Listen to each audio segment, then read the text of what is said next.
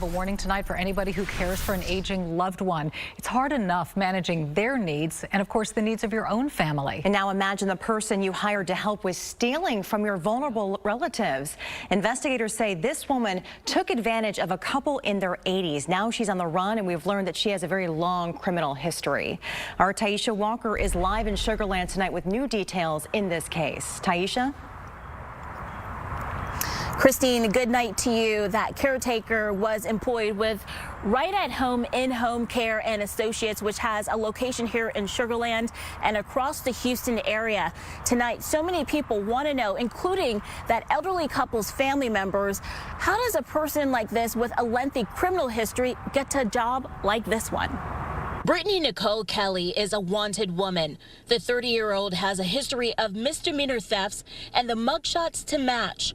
This past July, Kelly was charged with 2 felony thefts, including fraudulent use of identifying information. Kelly is accused of stealing the identities of an elderly Houston couple from June 2019 to June 2020 while working as a caretaker for Right at Home In-Home Care.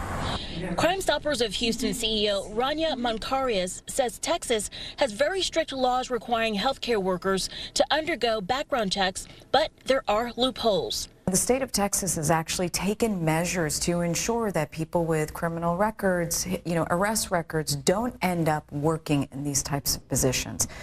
But ultimately, people still take it upon themselves to find their own person to come into their home and take care of an aging person, or maybe deal with agencies that aren't really following the law.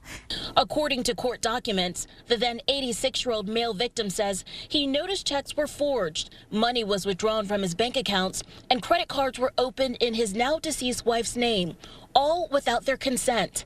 More than $70,000 was stolen from the couple, some of that money allegedly used to pay Kelly's rent and purchase hair extensions. The victim told Houston police Kelly had access to his home and could have easily obtained their personal information, checks, and credit cards. Moncaria says families can protect their elderly loved ones from these types of violations by keeping banking information out of the reach of caregivers, ensure the healthcare agencies are accredited, and that they're aggressive to ensure that they're making sure that your loved one is going to be safe. And I think a lot of us assume that that's already going to be handled, and we don't ask.